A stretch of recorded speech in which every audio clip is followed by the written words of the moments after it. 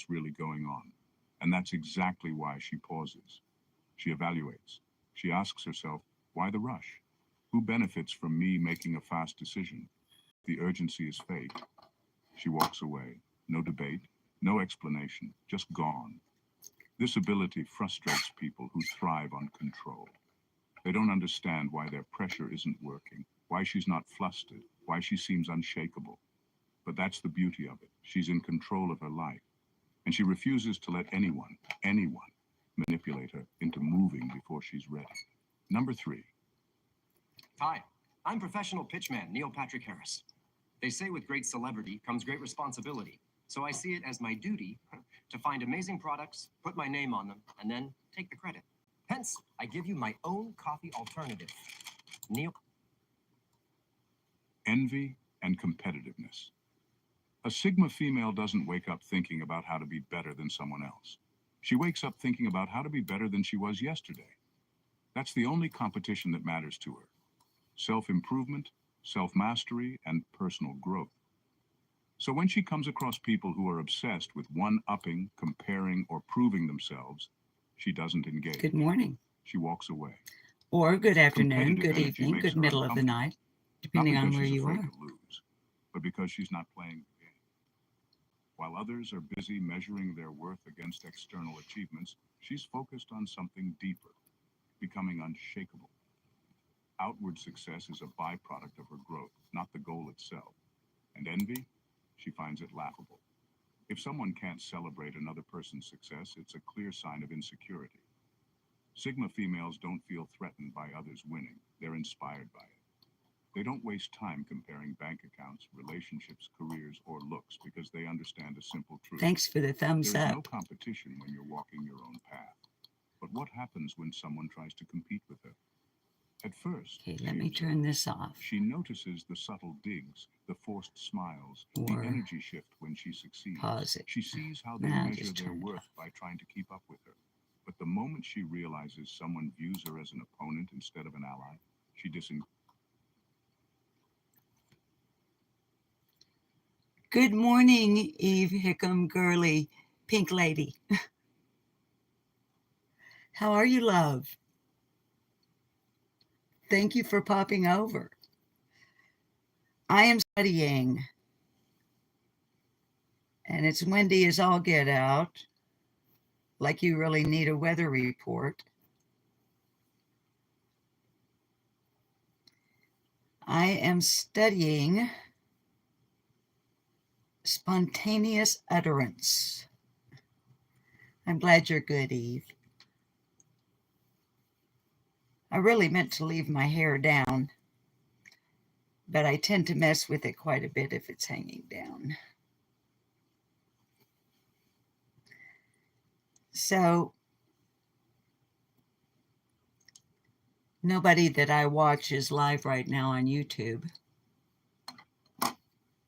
So I decided I would go live while I am sitting here looking at spontaneous utterance. So probably pretty boring stuff. Thanks, guys, for the thumbs up. I appreciate it. And if your chat will come back up, I'll say hi to whoever else is here.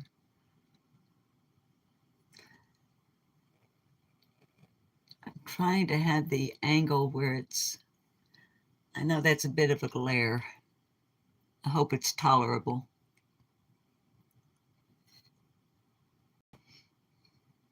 Come on, chat. There are a whole 7 of you there watching. Are you all in the bushes? Which is fine.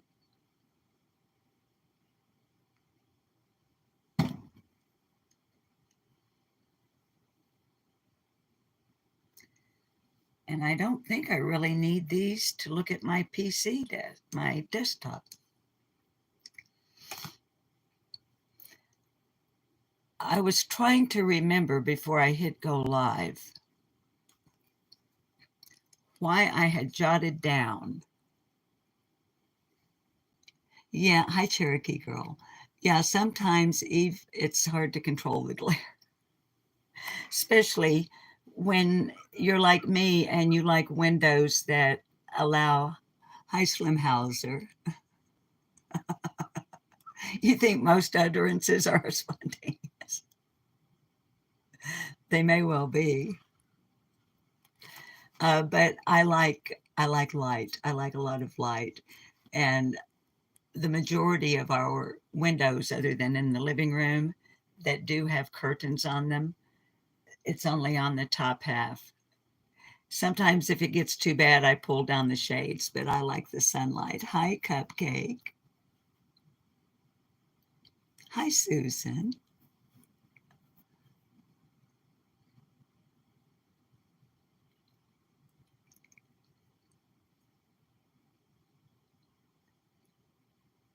I love the way you guys greet each other and me. So, at the risk of being repetitive, now that there are a few more of you in here, the title, Studying Spontaneous Utterance or Utterances, is what I'm doing because it's way too windy to be outside. And I'm looking for my sticky notes here. As I was saying, I don't remember why. It's been a few weeks ago that I was watching, well, actually, more accurately, listening to something on YouTube. And the phrase spontaneous utterance was mentioned, and whatever it was piqued my curiosity to learn more than what was stated in that video, podcast, whatever it was I was listening to. Screensaver just came up. Hi, I'm that Bee Mama Bear. Hi, Sherry. And I wish that I could, because whatever it was the inspiration, if you will, that got me to looking at it. Now, I do recall that it was in relationship to crime. But hi, Seal. But I can't remember any more than that. So, with the gusts, March roared in like a lion, whipping up the water in the bay. That's what's happening. It's actually howling around the corner in the living room. Yeah. So, anyway, thank you, kids, for popping in to just hang out with me while I'm looking at this. Now I've already got a tab pulled up that is just, here. Well, here.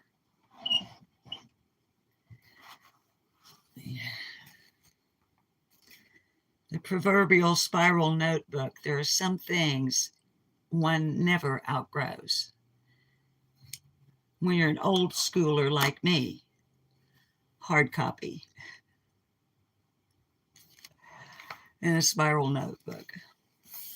Color coded, of course. But this notebook really has nothing to do with these spontaneous utterance.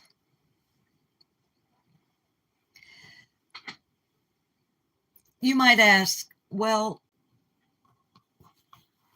Susan, lip locked no more.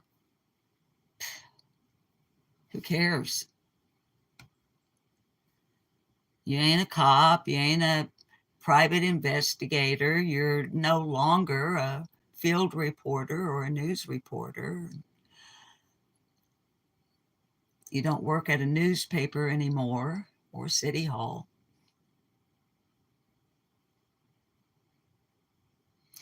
And you no longer, as a matter of fact, since 1979, I have not had the responsibility for taking down in shorthand, I know, statements given to criminal investigation detectives when they've been arrested for something or when they're coming in to snitch on somebody, or if they are a witness to a crime. So 1979 was an awfully long time ago. So what would spontaneous utterance? Who cares? Well, as my regular viewers know, one of my things in life is I learn something new every day, or I at least expand my knowledge on a subject or topic I'm already familiar with. It keeps me engaged at the age of 74. Engaged with what? My own brain. And once in a great while, I learned something I never knew before. Whether it be cultural or whatever. It can be anything. I miss somebody. Hi, Carrie. Make some coffee? Okay, baby. Hi, Puppy Red Mustang. I would love to scroll and see who I may have missed. But when I tried to yesterday, loves, most of you were here. I almost accidentally blocked somebody. So if I've missed you, I'm sorry. And I actually realized rewatching yesterday's live stream and double checking the live chat from yesterday. There were a couple of people I missed saying hello to yesterday. Outdoorsy Life was one. And I'm going to embarrass myself by not remembering who the other was. Morris 17. Hi, darling. Long time no see. It's good to have you here. So, here I am with no outline and just that stream of consciousness that I go live with, and thinking, well, I got some folks in my audience that also like learning stuff. And I also, yes, Morris, I'm doing great, honey. Doing great. Thank you.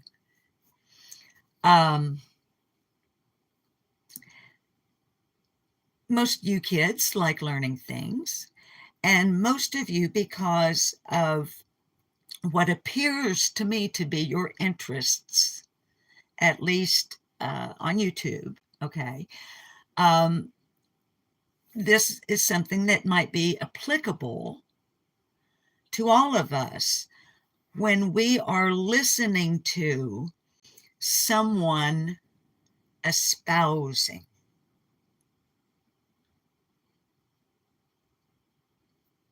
So, without further ado, I'm going to try to move you around here. I've already messed up the orientation, so don't have to worry about that. So give me a few moments here. Y'all know I'm hokey as all get out when it comes to, I started to say when it comes to technology. Oh my goodness, I got to brag about something. Oh my goodness.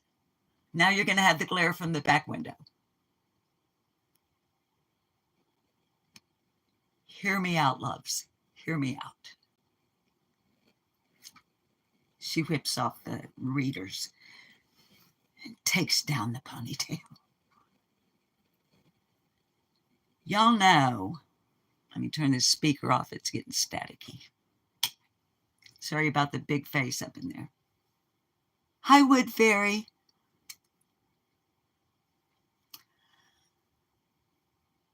I have kabillion times, and that is not even an exaggeration, a kabillion times, which is not even a word, but it is now because I just said it.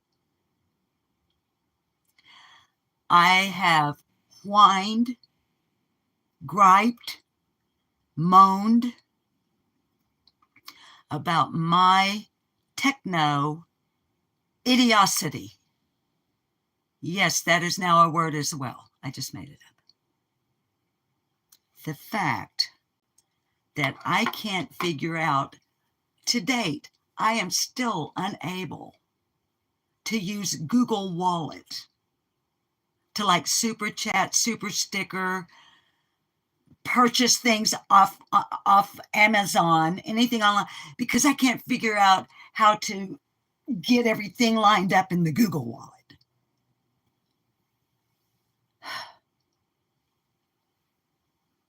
Well, yeah, I know I'm getting daring here. It's the Lucille Ball in me.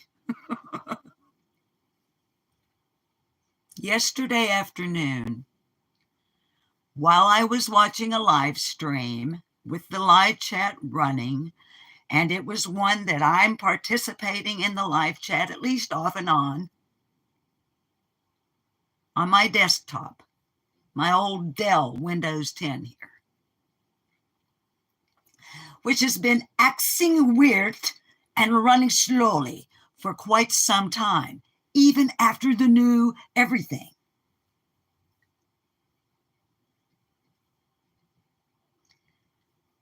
It just froze up. I knew the live was still running because I picked up my phone and went to YouTube. Oh, and there they are. Live is running and live chat is rolling. And I'm like, well, I think it's time I do something about this issue. You talk about courage. It was like the cowardly lion. That's why I put the hair down. It was like the cowardly lion. My yellow brick road was Google. I whipped out my phone. No, I didn't mean to lie. Okay, I got the timeline wrong. It's a spontaneous utterance. My fingers are crossed. You can't hold it against me. That's my rule. I didn't then whip out my phone because obviously I already said in this timeline that I had taken out my phone or picked up my phone and gone to YouTube to see if that live stream, is she buffering or am I? Is she frozen or am I frozen? Not me. I'm not frozen. It was frozen. Okay. The cold never bothered me anyway. So, and y'all need to know that I have absolutely no chat on here, so I have no freaking idea what you guys, if you're even there and chatting. All right. So I'm going to go on flopping my lips, flipping my flops.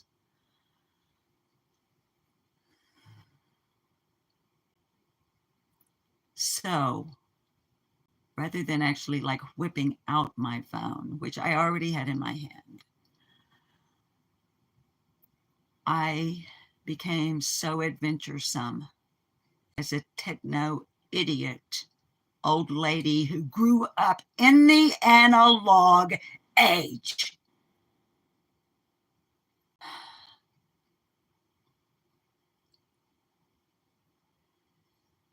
And I tapped the little microphone on Google Chrome on my phone, and I said how to clear up or clean the cache and cookies from my Windows 10 and Google Chrome. Immediately, without pause, Google said step 1, step 2, step 3, step 4, so on and so forth. At which point I jumped off into the deep end.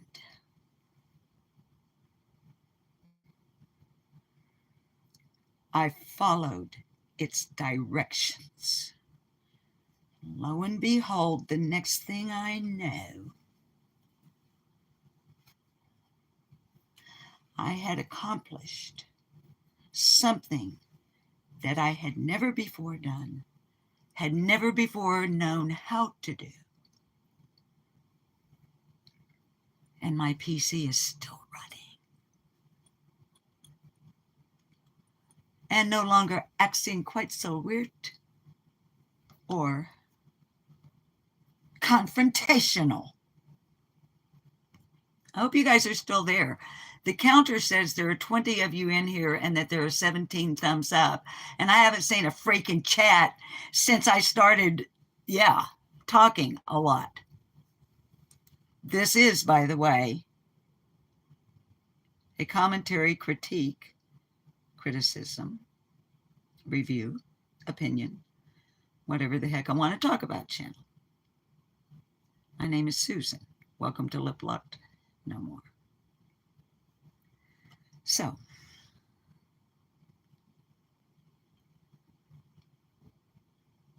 there you guys are.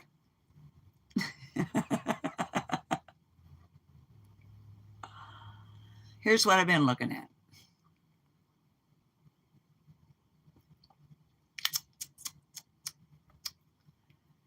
And I don't know if I can, I don't know how to make it bigger. You guys know that. I haven't figured that part out yet.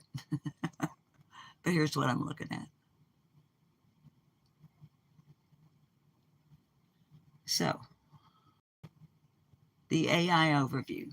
Let me scoot up just a smidgen here and get me a sip of water. Actually, it's moonshine. I just put it in a water bottle instead of a mason jar because, you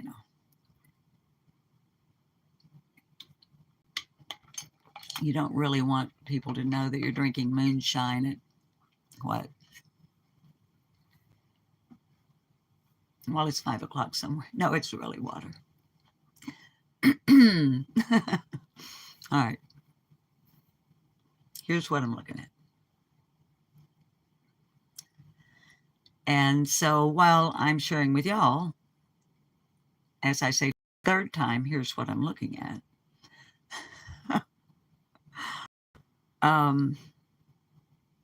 Apply it how you wish to whatever you wish, whether it be your real life, like I would have applied it when I was responsible, and I do mean responsible, for taking down in shorthand with the assistance of what some of you may have never heard of. It was called a cassette tape recorder. Okay. Just in case you missed anything, then you put your headphones on and you listened back to the actual conversation recorded in combination with your actual shorthand that you are transcribing into typewritten form on an IBM Selectric typewriter. Sometimes reams and reams of paper with those police statements or witness statements or crime-related statements. But we also do this when we are not the criminal. So we can apply it actually to almost any excitable, maybe is the word to use, interaction that we are having where other human beings are involved. So the AI overview here, I need to pull these glasses off because I can actually see the computer better without them. I only need them for your chat now, mostly. A spontaneous utterance, also known as excited utterance or spontaneous statement, is a statement made without time to think about it. It's an unplanned reaction to a startling event. We're given some examples here. Someone calling 911 after seeing a car crash.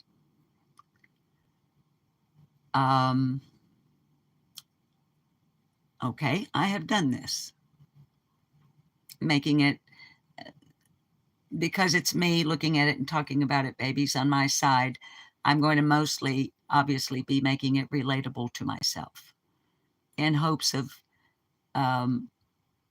your thought processes making it to where it is relatable to you as well, okay? On a certain day, I was standing out on the front porch when a car traveling on the road that runs alongside my house, I could hear it first because it was accelerating, and it should not have been.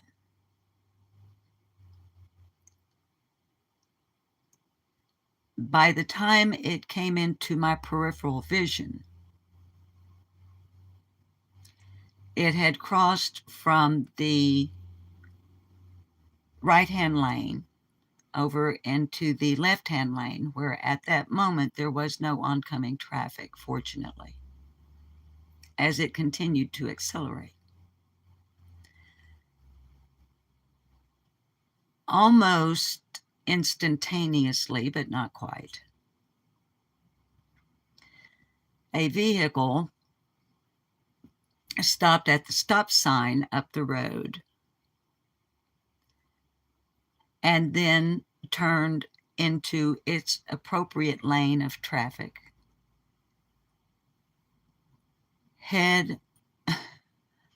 There was no way they could avoid it as they came out of the intersection and made their right-hand turn into their appropriate lane. The car that had been accelerating and had gone into the inappropriate lane slammed head on into the car that had just pulled out into the intersection.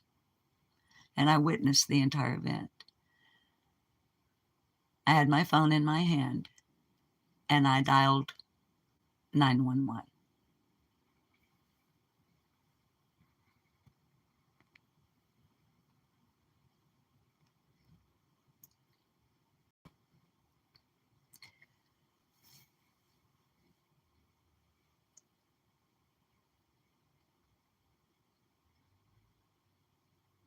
I was in my robe. It was morning, early morning. There was some steam rising up from under the hood of one of the cars, but I don't remember which. And nobody, by the way, I'm just now remembering that the car that was struck by the accelerating car was hit head on. So the impact was so intense that it spun the car and put it over into almost into the creek, but across from the front of my house. You guys know there's a church in a church parking lot. it spun the car and it finally stopped. It didn't flip it, it spun it. And so I'm trotting that direction with 911 on the phone. In that moment of excitement, I'm wanting to tell that 911 dispatcher everything I just told you. She doesn't want to hear all that. But I'm excited. The adrenaline is pumping.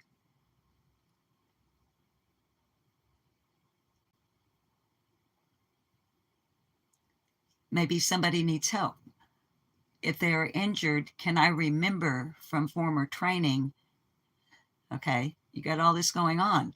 So I'm babbling to the 911 and she says, ma'am,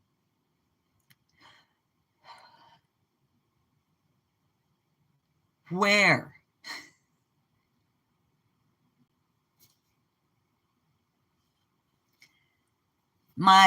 In my excited state and with my spontaneous utterances, I was delaying those people getting the assistance that they needed.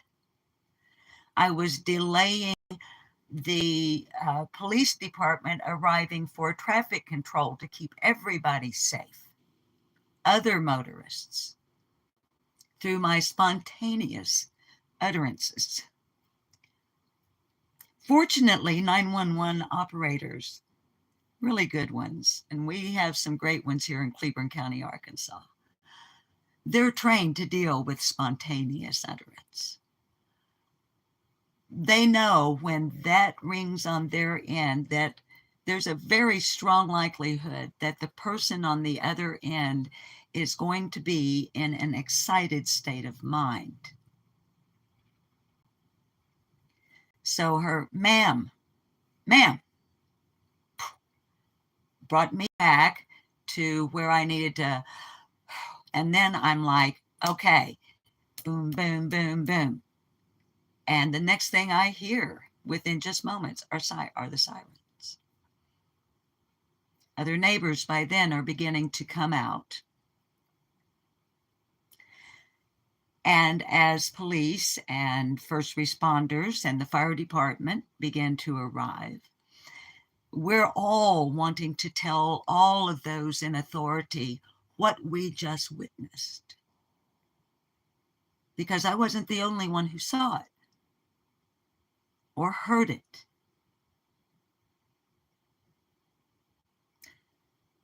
Their spontaneous utterances were not exactly the same as mine because their perspective was different. That's an aside, but y'all know what I'm getting at. They weren't standing where I was standing. They were in their house, not outside. However, the crash itself created a situation where they're coming outside. And the next thing you know, the law enforcement officers are saying to those of us with all of our spontaneous utterances, were you involved in the crash? My response was, no, sir, I was not. I witnessed it. He said, then I need you to go back to your house and someone will come talk to you in a little bit.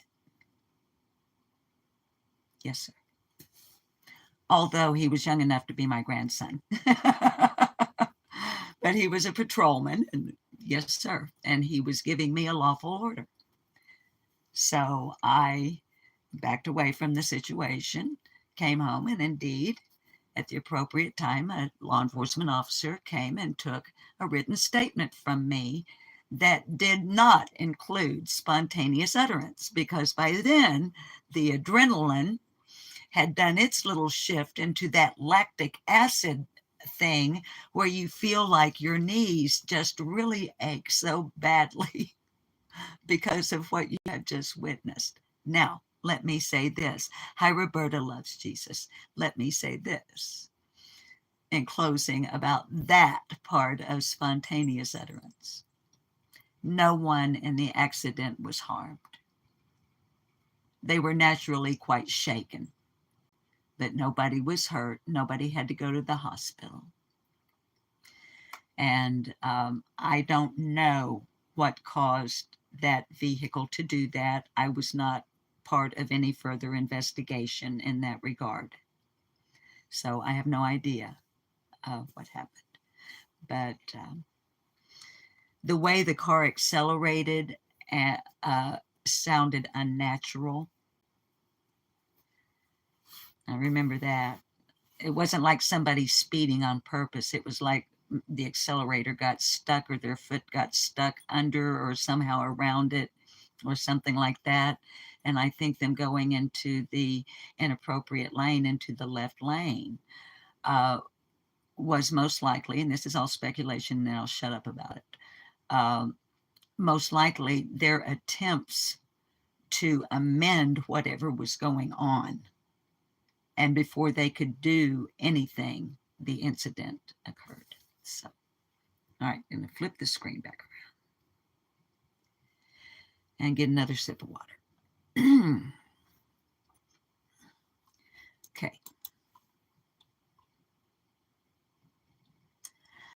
I'm not going to read this one. This particular statement, because I'm highlighting it, but I'm not going to read it because it's quite intense. And because of the things I talk about and the language that I use, hi Sammy Sparrow, during my live streams, I'm almost always yellow when it comes to the little $ beside my live streams. Most of them actually, I think, are green. I'd have to go look. But I swear so much, or I talk about such difficult subject matter in some cases that YouTube and Google don't really like it. But, so I'm not going to read that.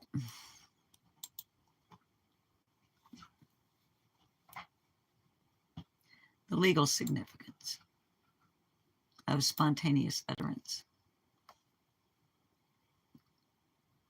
Spontaneous utterances are admissible in court as evidence. Let me start that again.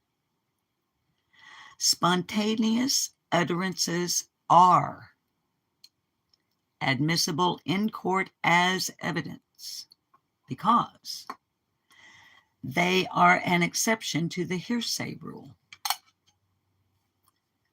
This rule generally prohibits out-of-court statements from being admitted. Now, we all know what hearsay is, right?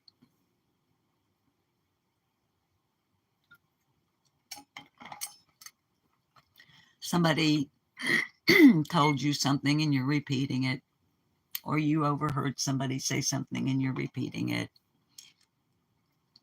that kind of thing.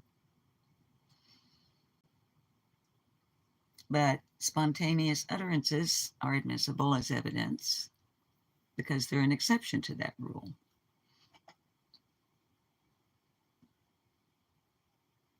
Factors considered.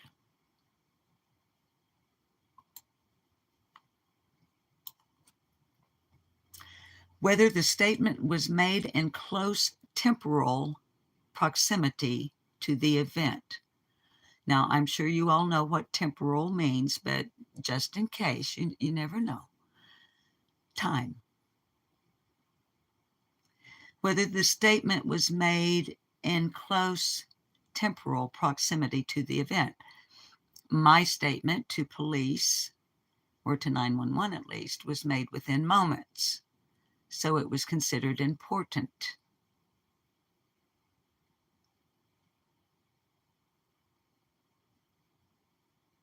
Whether the statement was made by someone who observed the event, and whether the statement was made under stress and without the opportunity for deliberation. Okay. Under stress and without the opportunity for deliberation.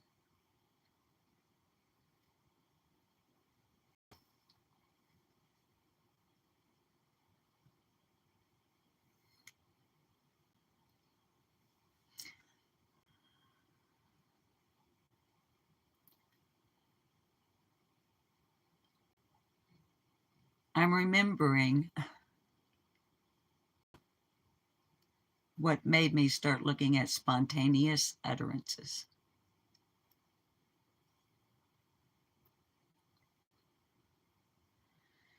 And it's somebody that I don't want to bring up today because I brought that person up yesterday and didn't really mean to. And I really don't want that person to be the focus of what I am discussing or, just chilling over. Whether the statement was made under stress and without the opportunity for deliberation.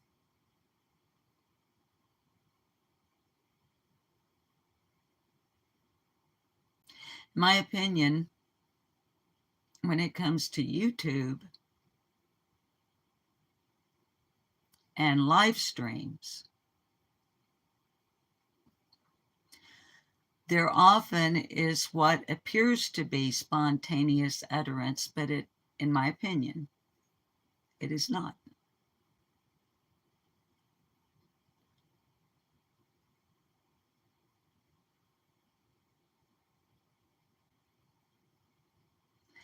Because it's a live stream, it may be able, the person may be able to convey to some without saying so, but through their attitude and delivery, it may sometimes come off as spontaneous utterance when it's actually something that they plan to say. Because whatever it is they're reacting to, they have had time to deliberate, although they're on a live stream. They deliberated before they went live. Now, I realize this is probably extremely boring. I'm literally thinking out loud, which is something I rarely do with the public. As I have been heard to mention on more than one occasion. If you're going to try to get in here, you better bring a flashlight, high beam, and a viable weapon, because it is extremely dark and very, very dangerous. So I don't think out loud, usually pretty much to anybody other than my husband. Once in a while, Carrie Bishop. She's my sounding board when I'm deliberating something and I can't quite decide what would be the right or the wrong, the good or the bad. Carrie Bishop is the person that I'm like, what do you think?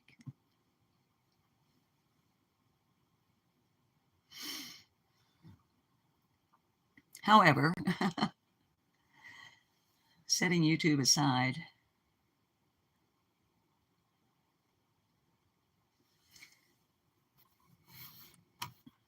okay, flip you back around. Case specific. Whether the statement is admissible depends on the particular facts of the case. All right, that's AI overview. Legal Information Institute. I go almost always, my go-to, my first choice is this right here. Cornell. I go to Cornell Law School, very first out of my, borrowing this word right here, out of my toolbox when it comes to questions of law. Because I'm not an attorney, I'm not a paralegal, I have never worked in a law office. I did have an amazingly wonderful affair with an attorney, though, when I was single and in my 20s. That's beside the point. But I highly recommend, and I'll share the link in the description below after I end the live stream. Cornell Law School. Also, for those of you who are pet owners, animal rescuers, etc., I highly recommend the Cornell School of Veterinary Sciences for research along those lines. Spontaneous exclamation, which we learned in the AI overview, is another way of, it's just another way of saying spontaneous utterance.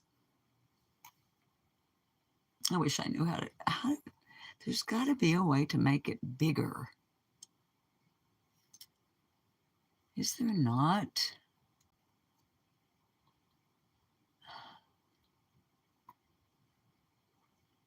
I don't want to take up a bunch of time, but you guys can go to this page. Hi, Act Right, bitches. Yes, Morris 17, excitement is good. I don't know what you kids are referring to in regards to excitement. All right, this will get you a little bit closer anyway, if I do that. I know it ain't the greatest, but oh well. I do the best I can with what I got. Spontaneous exclamation, also called an excited utterance.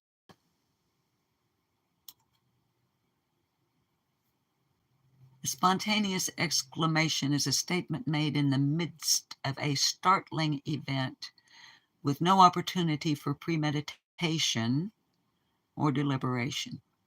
Spontaneous exclamations are significant in evidence because they are one of several exceptions to the hearsay rule, which generally prohibits out-of-court statements from being admitted as they cannot be verified during trial.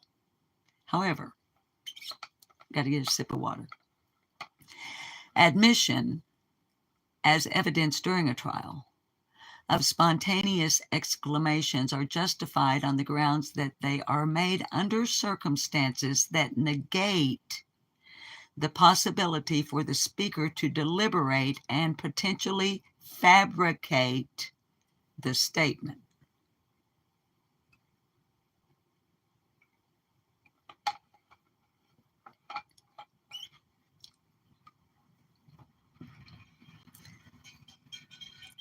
Man, I don't know if y'all can hear that wind, but it's really, really blowing. Whether a statement constitutes an admissible excited utterance depends on the particular facts of the case. According to Connecticut courts, such an utterance must, 1, follow some startling occurrence, 2, refer to the occurrence, 3, be made by one having the opportunity to observe the occurrence, and 4, be made in such close connection to the occurrence temporally as to negate the opportunity for deliberation. In regards to the last element, some jurisdictions, such as the District of Columbia, have held that spontaneous exclamation must be made within a, quote, reasonably short period of time after the occurrence, so as to assure that the declarant has not reflected upon his statement or premeditated or constructed it, close quote. There is no strict threshold for when a period for a spontaneous exclamation lasts, and what constitutes a reasonable time is usually to the trial court's discretion.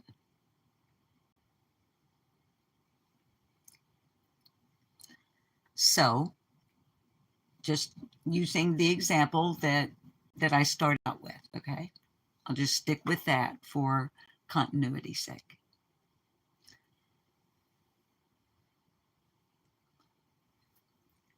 The officer who came after the accident, came to my home, sat down on the sofa in the living room, interviewed me verbally as well as filling out the official, here's the clipboard, here's the form.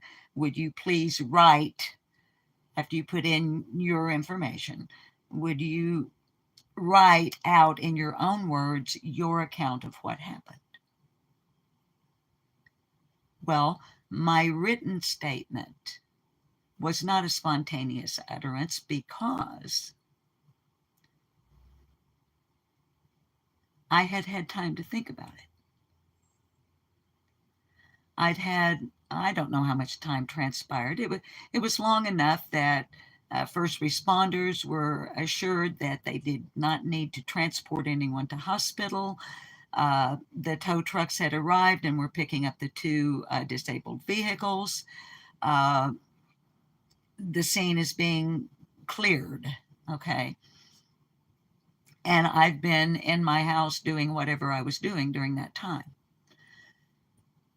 But obviously, because it was a startling event and had happened like within the last 30 minutes or so of my life, it's fresh in my mind. So the temporal element is there. But the written statement is not spontaneous utterance because I've calmed down. I've had time to think about what I actually witnessed, both audibly as well as visually. I was able to get my mind clearer as to what's actually important here. Just the facts, ma'am. So, just an aside, you guys know I like to make a lot of asides.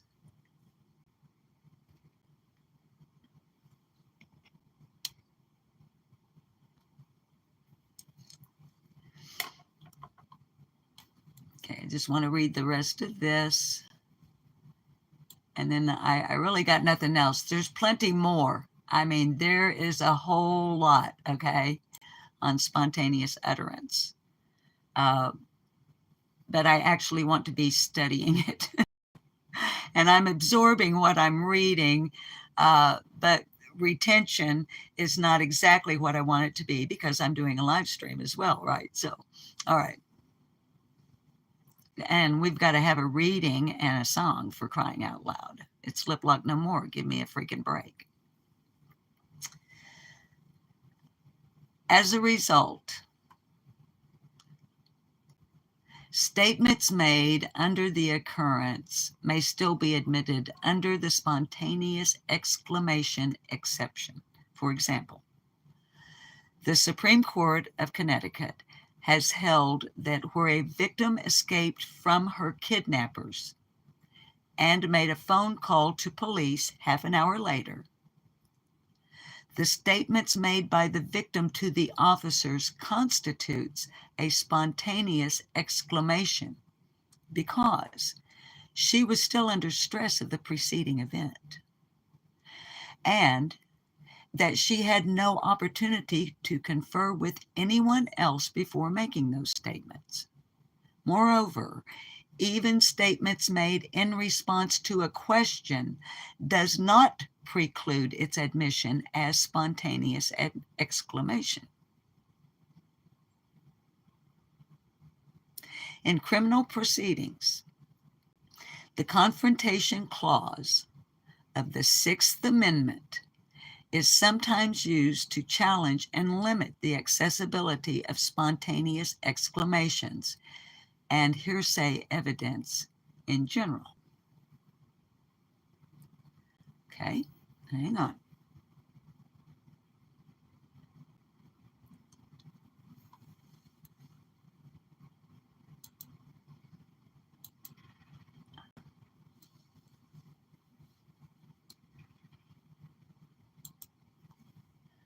Confrontation Clause of the Sixth Amendment of the United States of America.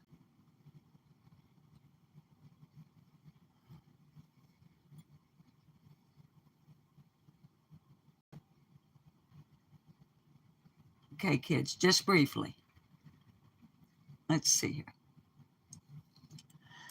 The Confrontation Clause of the Sixth Amendment of the United States Constitution gives criminal defendants,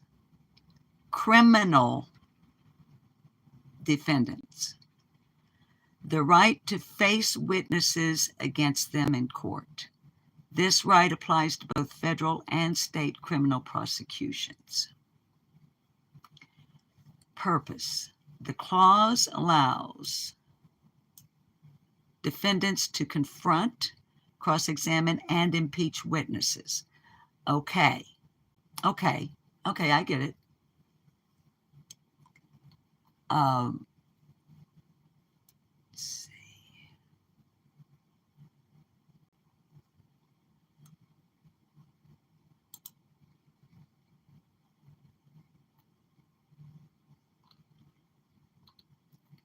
Okay, so we are looking at the Sixth Amendment.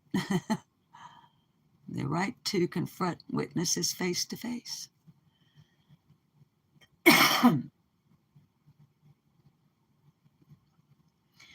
Now, not being an attorney or all those disclaimers I made before, I am not even going to attempt to interpret this. Okay? I just wanted to go over there to see what it is. Like I said, I'll leave links. Okay? Because I know some of you kids out there, you like to get deep into this, and I am going to get deep into it, but I'm going to do it on my own time, not holding you kids up here. I'm sure there's some fun live streams or some other videos you'd like to go watch, probably like the Rare Gems. If you haven't, you should. I'm just saying. Sixth Amendment, in a criminal prosecution, in all criminal prosecutions, the accused shall enjoy the right to a speedy and public trial.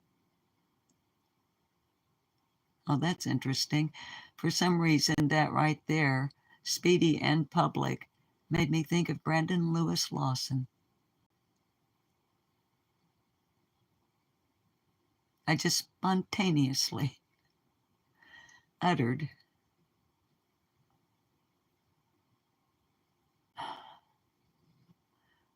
yeah, well, Brandon Lewis Lawson got a speedy trial, all right, but it sure as fuck was not public.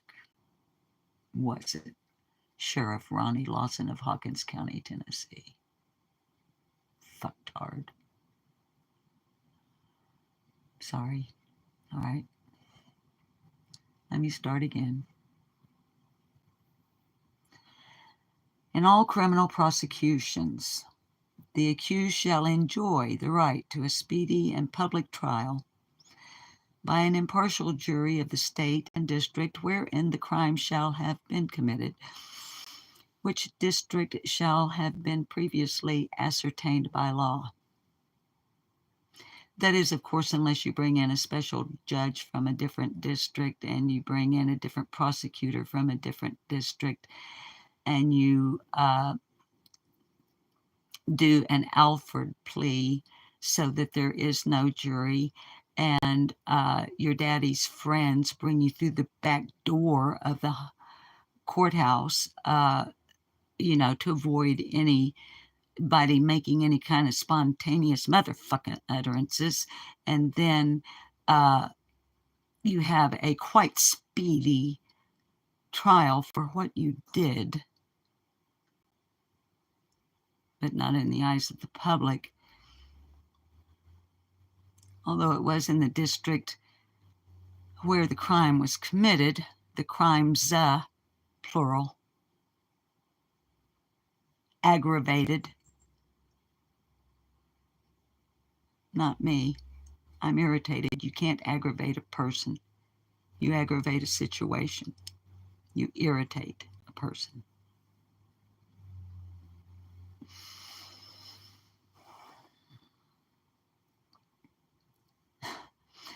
State and district wherein the crime shall have been committed, which district shall have been previously ascertained by law. and to be informed of the nature and cause of the accusation, to be confronted with the witnesses against him, to have compulsory process for obtaining witnesses in his favor, and to have the assistance of counsel for his defense. Although much of the court's confrontation clause doctrine has focused on the admissibility of extrajudicial evidence, such as out-of-court statements, have results in several opinions.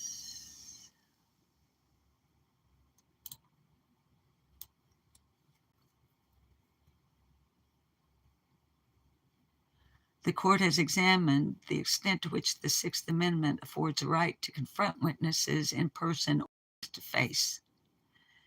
In one case, the court considered whether the Confrontation Clause gave the defendant a right to be present for the competency hearing of two child witnesses. Why does this keep reminding me of Brandon Lewis Lawson? What, is this some sort of serendipitous thing here? Lordy mercy, y'all, I'm getting mad. Okay, I'm going to have to get out of this and find us something uplifting to read and send y'all out of here, because I am Angie's life. I wasn't even thinking about him at all, like today or yesterday, or probably even the day before, probably for days on end or weeks.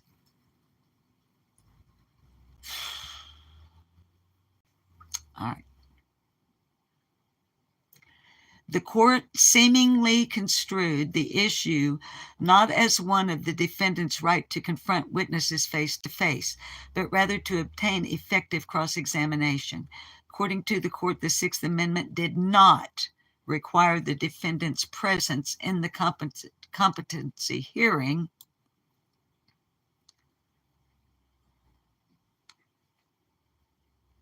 I'm going to stop. I swear I'm going to stop. I'm just going to finish what's in blue, and then I'm going to shut up.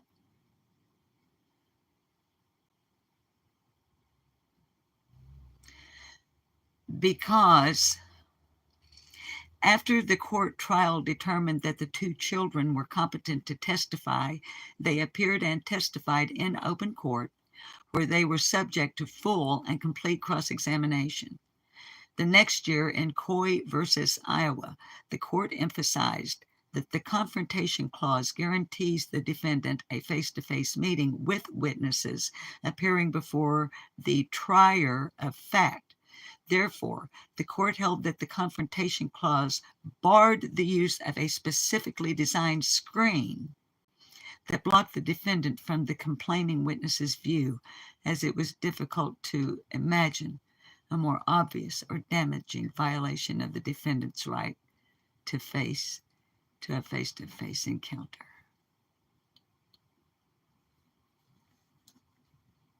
In closing, however, 2 years later, the court held that the Confrontation Clause permitted the testimony, examination, and cross-examination of a child witness by one-way closed-circuit television from a separate room.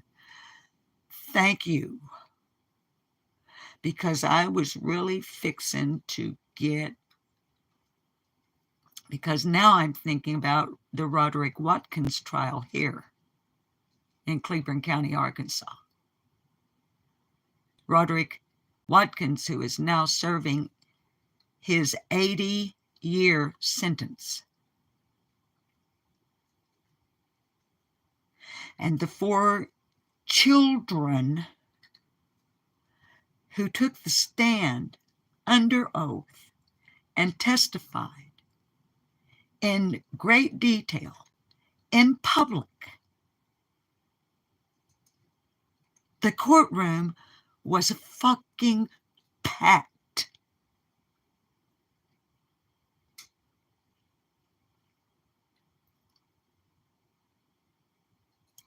At one point, one of his victims who by the time the trial came and she was testifying was a teenager of around 16.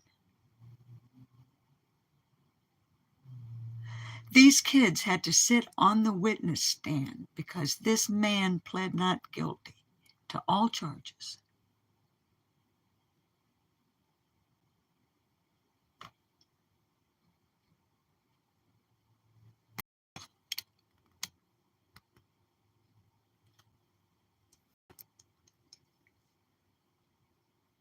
The judge had to go into recess because she was so overwrought, because she's sitting on the witness stand and he is sitting at the defense table staring at her while she tells of how he used to hold her on his lap, turning the air conditioning down to a very uncomfortable coolness, and then offering her a blanket to help keep her warm while he fondled her and himself underneath the blanket. That's one.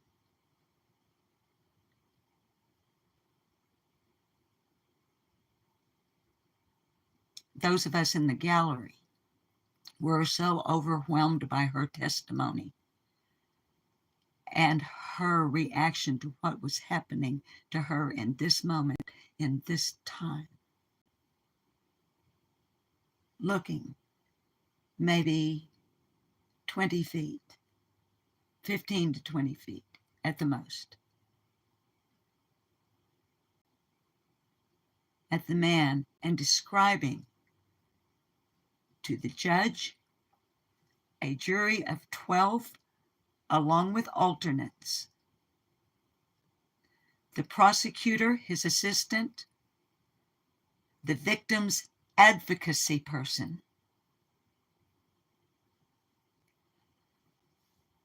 the defense attorney, his assistant, and the defendant, in front of the friends, the family, the loved ones who knew those giving the testimony, as well as the defendant. It was horrifying. Everyone in the gallery broke down. The judge had to call recess, send the jury out of the courtroom. Her parents had to walk up to the witness stand to help her get off of it because she was so shaken she couldn't walk. She couldn't get up.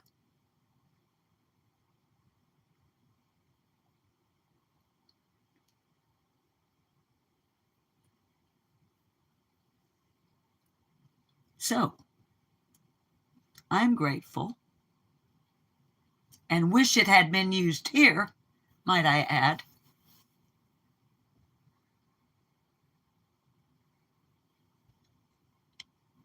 This last part we're going to read. However, 2 years later, the court held that the confrontation clause permitted the testimony, examination, and cross-examination of a child witness by one-way closed-circuit television from a separate room. Although the child witness could not see the defendant, the court noted the important state interest in protecting the child witness and observed that the closed-circuit testimony preserved all of the other elements of the confrontation right, such as contemporaneous cross-examination and the ability of the judge, jury, and defendant to view and assess the witness as he or she testifies. In addition, the court emphasized that the judge made individualized findings that testifying face-to-face would cause the child witness serious emotional distress. And so in combination with the spontaneous utterances that I made in this regard right now,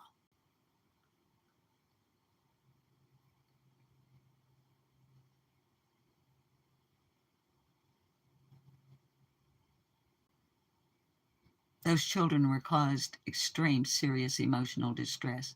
They already had serious emotional distress. 2 girls and 2 boys. They were 4 of 10 victims.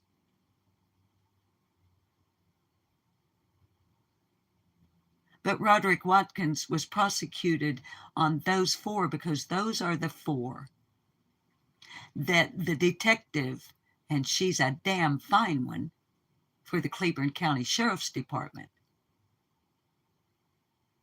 They were the 4 that she knew, and the prosecutor knew. We can nail him with these 4 for sure, if they can testify, if they will.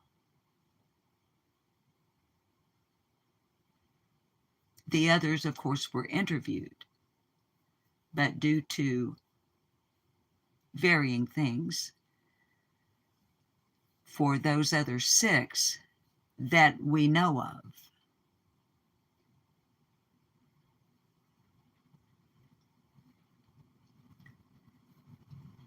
there was no need to put them through the horrific experience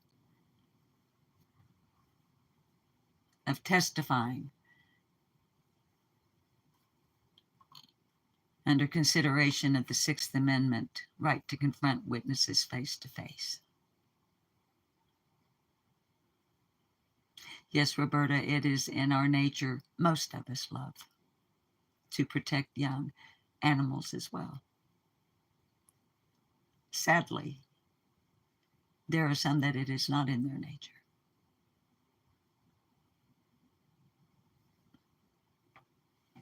So, okay, babies. Didn't mean to get so heavy.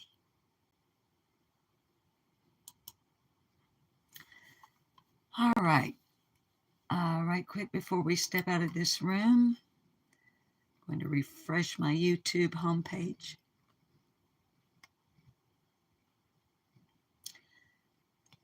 My friend Nonsense is running live right now. Her title is Step Right Up, the Circus Has Arrived.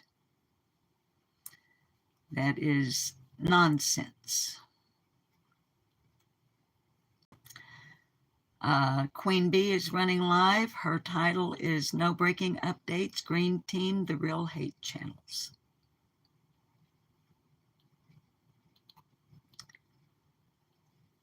And of course, my ever-present, The Rare Gems.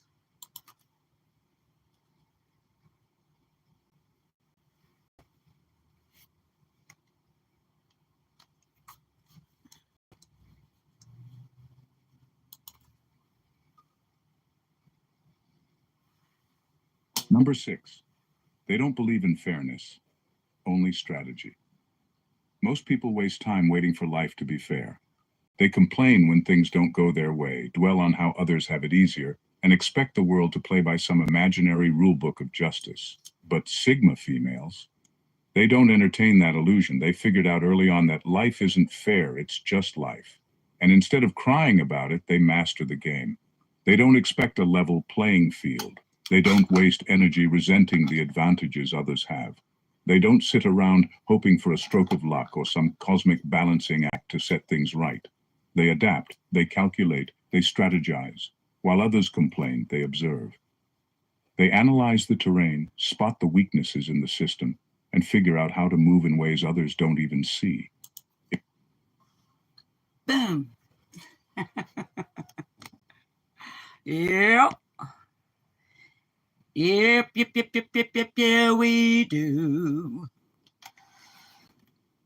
So, thanks for hanging out with me.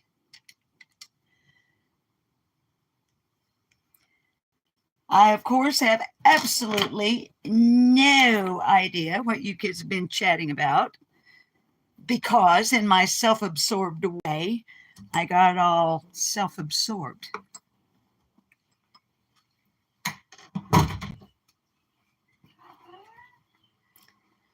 So,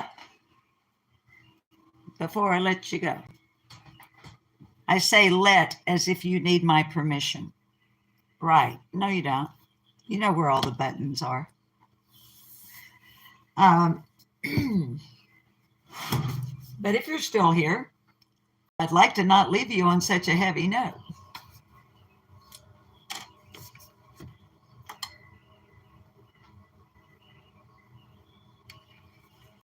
I forget that I'm. This is a different habit. I've got to get into this habit here. Put them on, take them off. Put them on, take them off. Put them on, take them off.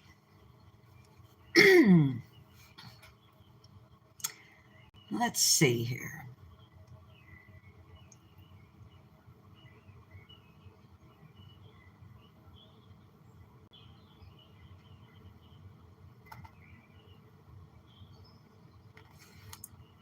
I'm looking.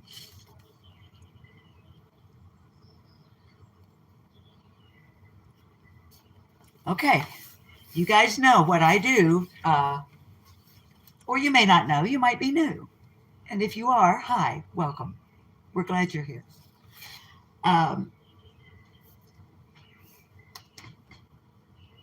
Getting the Most Out of Life, an anthology from the Reader's Digest. Thank you, Carrie, for the copyright disclaimer. I do not own any rights whatsoever to this book. I just own the book, which was published in 1946. It's older than me. Go figure. And we're going to read a couple of paragraphs. All of these stories are either biographical or autobiographical.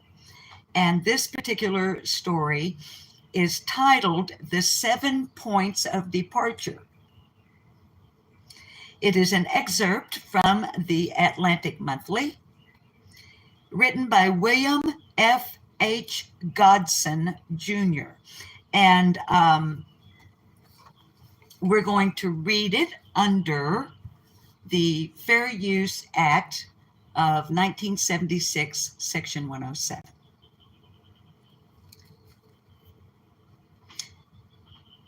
All of us can call to mind guests who would not, possibly could not, take their leave.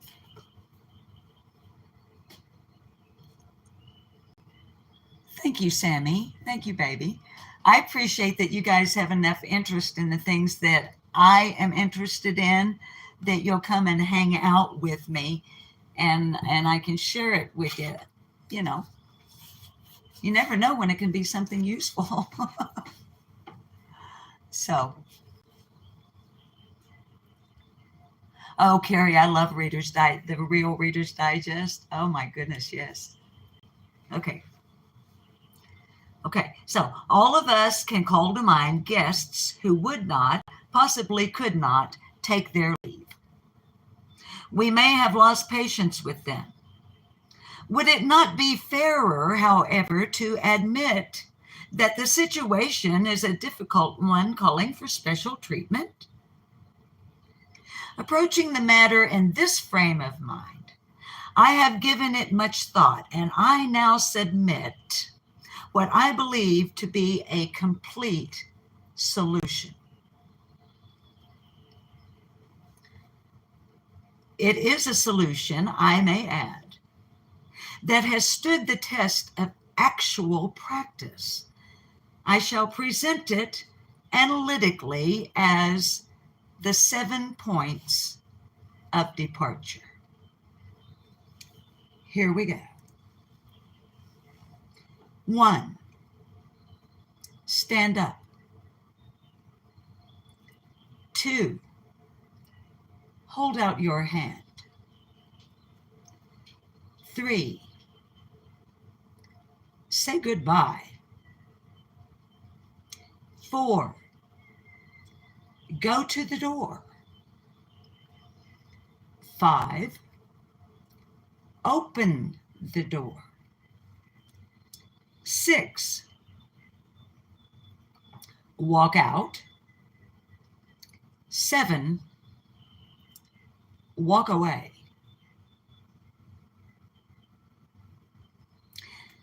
This is all there is to it. It sounds too simple to be true, and that, I admit, is the one weakness of my solution.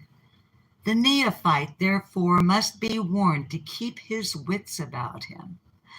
For experience has shown that every stage of this ritual is attended by unsuspected dangers. These will have to be mentioned briefly. 1, stand up.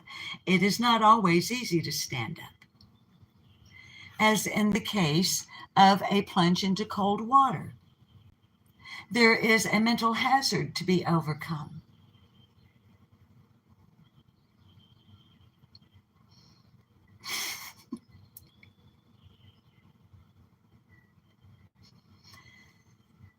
Two, hold out your hand.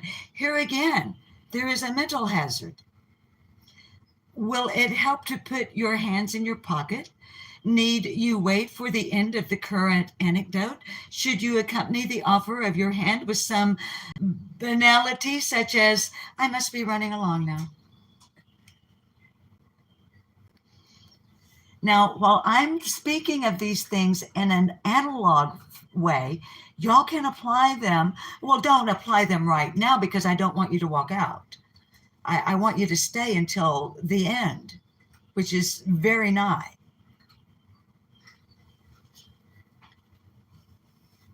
Three, say goodbye. Oh, and what I meant about analog versus digital here. These 7 steps, 7 points of departure are so easily applied when you're watching YouTube.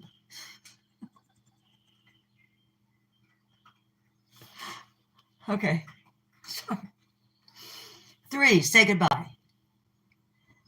Why say goodbye? People have often asked me this question, and I shall be frank about it. It is not strictly necessary from the utilitarian point of view, but it will still save you from being considered rude. 4, go to the door. If you think it is easy to go to the door, you have never seen a genuine victim of inertia in action.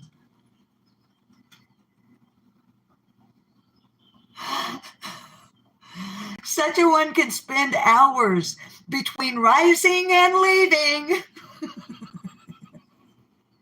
He may even sit down again.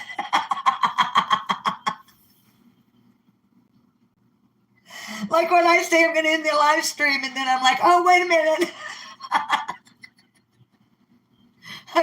Okay, come on.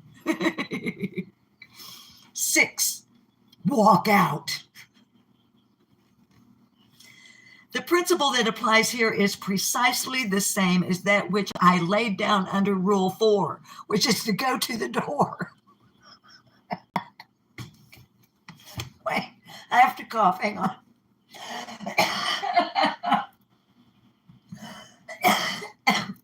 I got strangled on my own spit.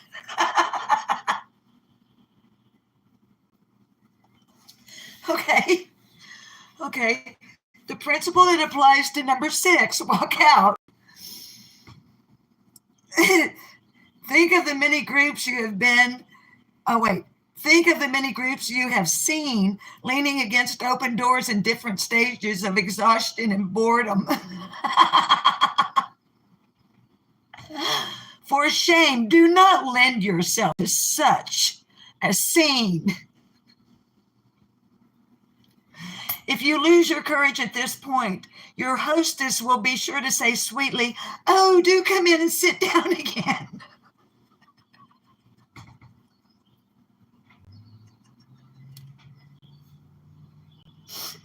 No, I'm going to push your ass out the fucking door. I'm like, get the fuck out of here.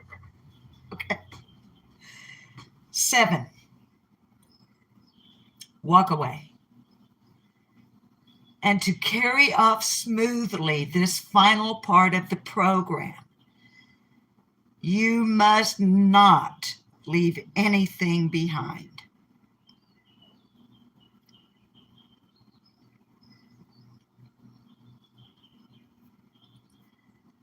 Nor must your significant other or your +1.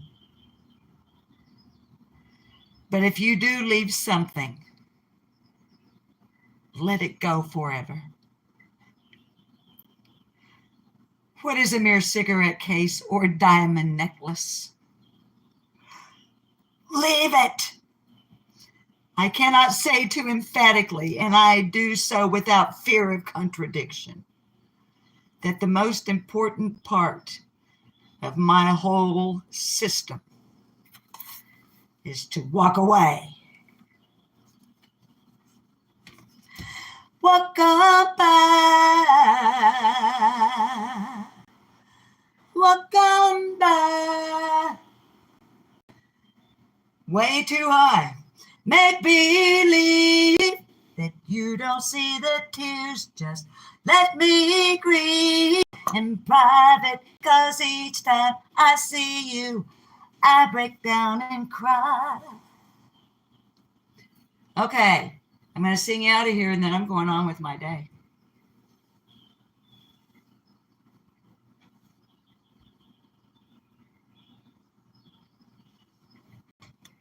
I think I got one. Well, we ain't got a barrel of money. Maybe we're ragged and funny, but we travel along singing a song side by side. Well, we don't know what's coming tomorrow. Maybe it's trouble and sorrow, but we'll travel along singing a song side by side. Through all kinds of weather, what if the sky should fall? Just as long as we're together, it doesn't matter at all. When they've all had their troubles and parted, we'll be the same as we started, just you tubing along and singing a song side by side. Boom, boom. Babies, don't forget to use your superpower as you go throughout your day. It's called kindness. People will make fun of you for having it. That's all right. We don't care. Use your superpower, but don't allow it to be abused by anyone at the same time. Now, get the fuck out of my kitchen. I got shit to do. Walk away.